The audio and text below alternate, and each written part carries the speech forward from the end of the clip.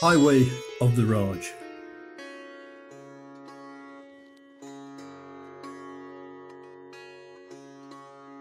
Highway of the Raj looks at the architectural and historical important buildings of British India and Singapore.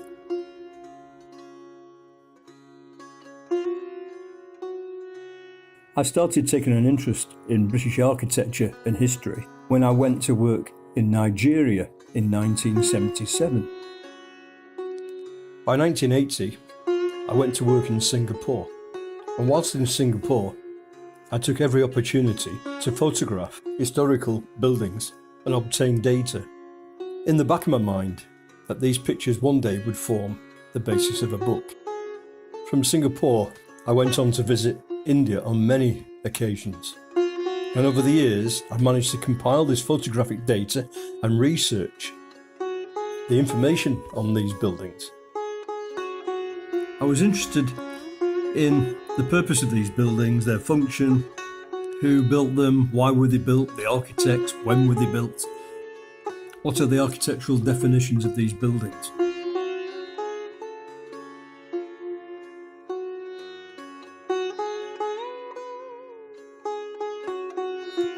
In this video, I will look at 3 hill stations in India.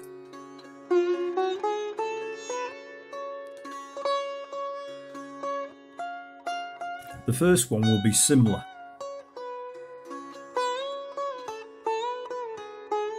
And the town Simla is located about 8,000 feet above sea level, north of Delhi. The second hill station I will look at is Poona, which is not too far from Bombay. And the final one, just a few photographs of Kodi Canal. And access to Cody Canal was from Madras. The Himalayan hill station of Simla was the summer capital of the Raj. Here we can see a view of the Himalayas from Simla. It was known as the Jewel of the Orient. Founded in early 1816, Simla is named after the goddess Shamala. There is a temple to her in the town. And it was in 1819 that Lieutenant Ross built a wood cottage here. Simla began to grow, and by 1844 it had over 100 permanent buildings. And it was 1864 that Simla was declared the summer capital of the Indian government. Eventually, a 60-mile narrow gauge railway was built from Kalka to Simla. Now this is the Viceregal Lodge, and as the British Viceroy Lord Dufferin and his wife ordered the construction of the Viceregal Lodge to be their residency. It's Scottish baronial architecture designed by Henry Irwin of the Public Works Department and Captain H.H. Cole of the Royal Engineers. Philip Davis, in his book in 1985-86, suggests that the architectural theme is Elizabethan English Renaissance, with terraces and verandas. The building is located at the top of Observatory Hill, and it overlooks spectacular views of the Himalayas. The building began in 1880 and was completed 8 years later.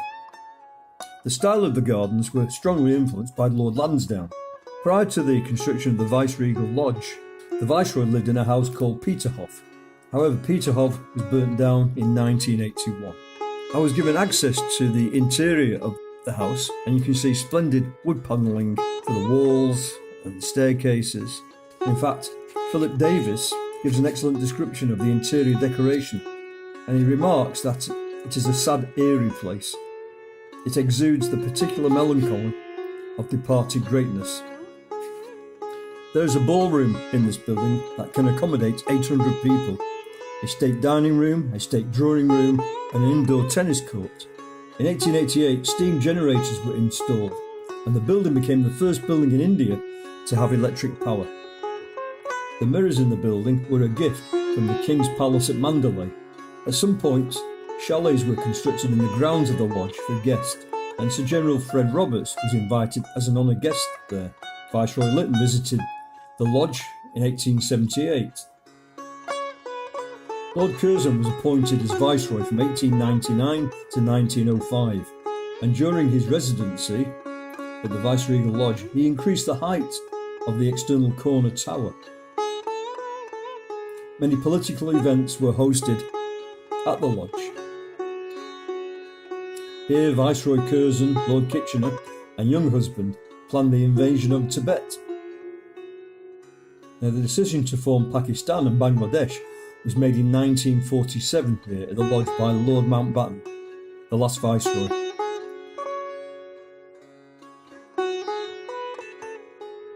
The municipal building. The Simla Municipal Corporation was started in 1851.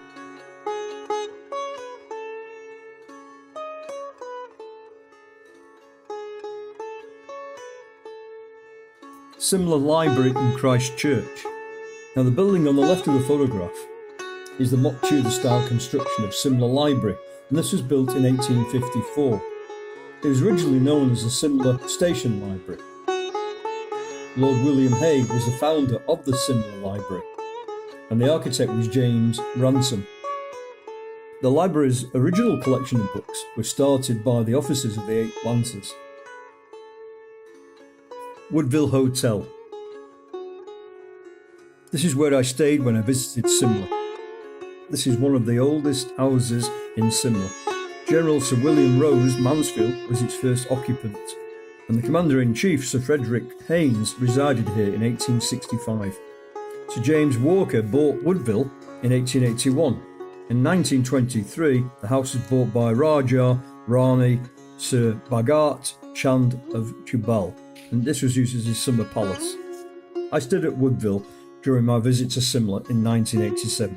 The owner was Mr. Threlfall, and in the early evening I sat down in the billiard room, which is to the left of this photograph on the ground floor, to watch a film called Staying On, and the star of the film was Trevor Howard. To my surprise, in the film there are scenes of the billiard room where I was sitting 50 years before that Trevor Howard was actually playing billiards on the billiard table that was right behind me. This is a postcard showing Woodville, and this postcard was given to me by the owner. In 1920, Mr. Ernest Clark became the manager of this hotel. In those days it was known as Cecil Hotel. The hotel was renamed Clark's Hotel. Mr. Mohan Singh Oberoi was working at the hotel, and Mr. Clark asked Mr. Singh to manage the hotel. And eventually the hotel was sold to Mr. Singh, as the couple wanted to return to England. In 1934, Mr. Singh Oberoi became the owner. And I often wonder if the Oberoi Hotel in Singapore on Orchard Road is owned by the same family. The architect John Begg designed the timber frame building in a Swiss style. It was completed in 1882 at Scandal Point in Simla, and it's located on the Mall Road. The first postmaster was Mr. F. Dalton. The post offices were previously painted green and white, but after 2019 all post offices are painted red and white. The last British postmaster, Mr. L. G. Piggott, retired in 1946. Brindley's Bank.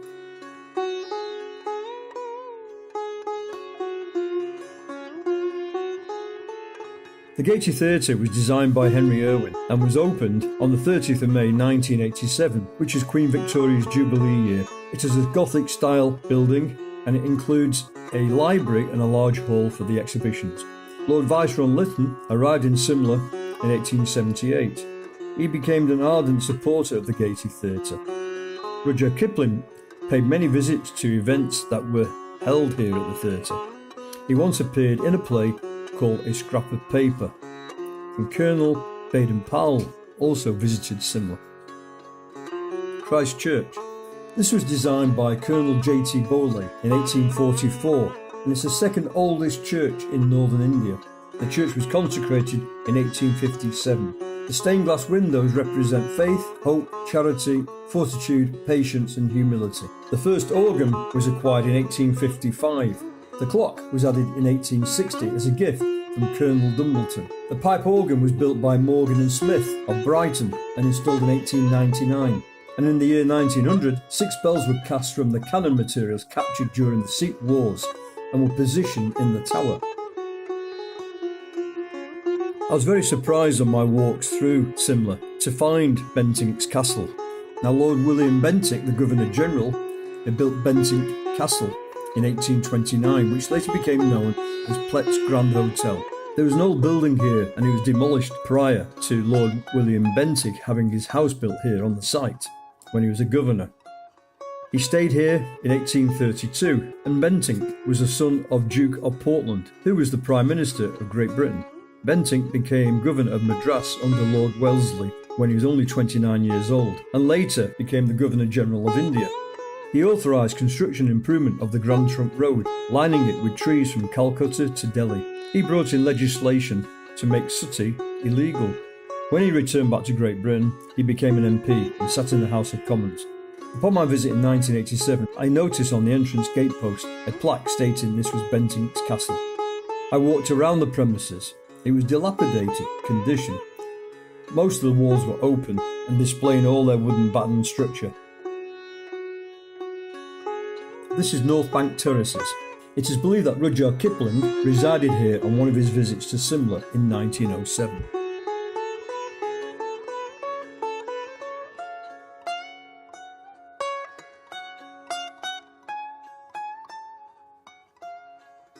Residences that can be found throughout Simla. If you have ever seen the film The Dam Busters, you may know the name of Guy Gibson. He was born in Simla on the 12th of August 1918, and Guy Gibson, when he left India, he joined the RAF and he was posted to Cranfield in Bedfordshire and became the first commanding officer of the RAF 617 Squadron.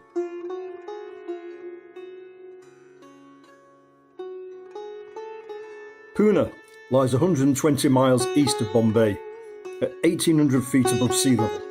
Poona became a major British Indian Army military establishment, and the town was further developed as a hill station. There are many architecturally impressive buildings which were constructed here between 1850 and 1890. My visit to Poona was short, and sadly I managed to only take a few photographs.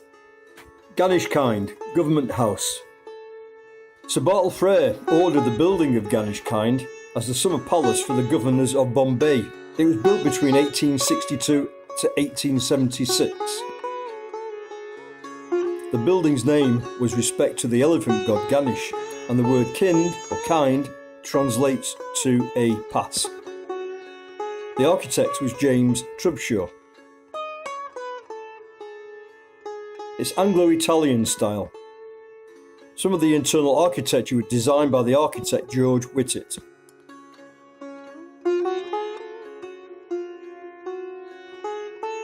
By 1989, the building became part of the Poona University complex.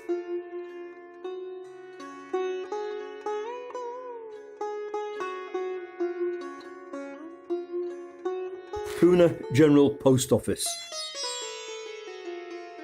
The building was formerly known as the Aga Khan Palace and was built by the Sultan Mohammed Shah Aga Khan in 1892.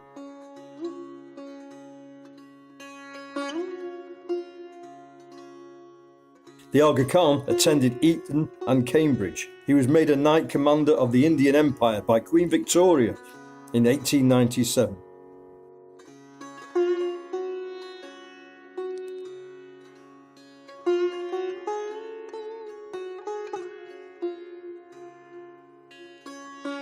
British Army officers. The military finance offices were built about 1870. They were designed in colonial neo-Romanesque style.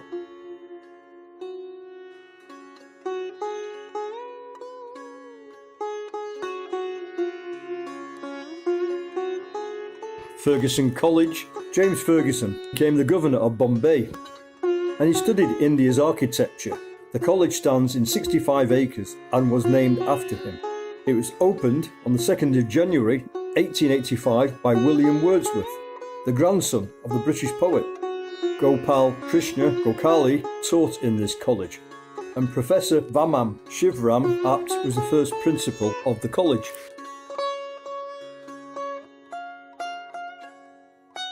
St Paul's Church. It was in 1820 that the Reverend Thomas Robinson, the first chaplain of Poona, discussed with George Barnes, the first Archdeacon of Bombay, the desire to build a church in Poona.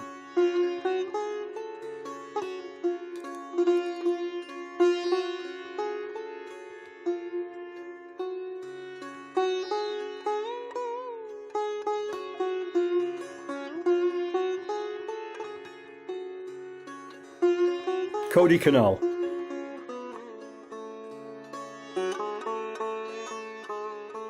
I only spent 2 days in Kodi Canal, and this hill station was also built as a retreat from the hot seasonal temperature on the plains. Kodi Canal lies not far from Madras. In 1845, the hill station was created by American Christians and British bureaucrats. It lies at 7,000 feet on the Palani Hills.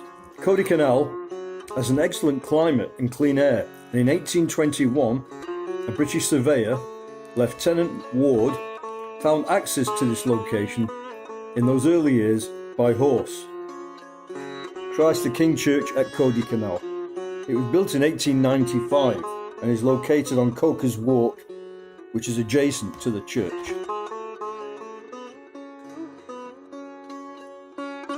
The lake, Surveyor Henry Levenge was responsible for creating the 60 acres of Kodi Canal Lake in 1863. He did this by placing dams at strategic locations along 3 inflowing streams. He placed fish in the lake and the first boat. The Kodi Canal Boat Club was formed in 1890, and the Governor of Madras, Sir Charles Edward Trevelyan, stayed at Kodi Canal in 1860. Now, the winding road up to Kodi Canal was cut out of the thick mountain jungle. It was started by Captain Lyon. Ironically, during the early construction of the road, a tiger seized Captain Lyon and dragged him to his demise into the jungle. There is a commemoration plaque to him in St. Mary's Church in Madras.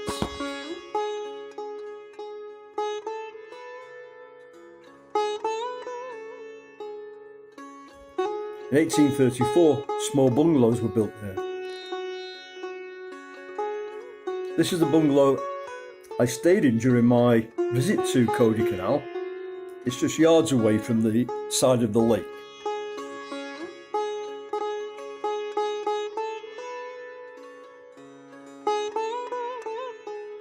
There's another bungalow next to the lake, and this had been converted into a restaurant. I had a pleasant meal here, and it turned out that this bungalow had an interesting colonial history. It was an old bungalow, going back well into the 1800s.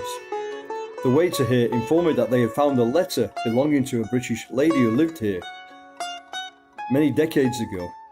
He gave the letter to me to read. It was written by her to a British regimental officer who she was courting. They were discussing their next meetings and eloquently expressed their love for each other. 2 gentlemen from Kodi Canal actually took me to the cemetery in Kodi Canal where the lady from this bungalow was buried. Here is a photograph that was also found at the restaurant of a family in the 1940s.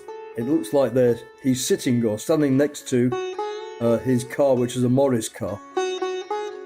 In India, when I first visited Bombay in 1984, many of the taxis were Morris cars. Of the Highway of the Raj, other chapters will include Delhi, New Delhi, Calcutta, Madras and Singapore. I'd like to thank my son, Jamie, for helping construct the book with all his hard work on scanning photographs and coordinating information for me.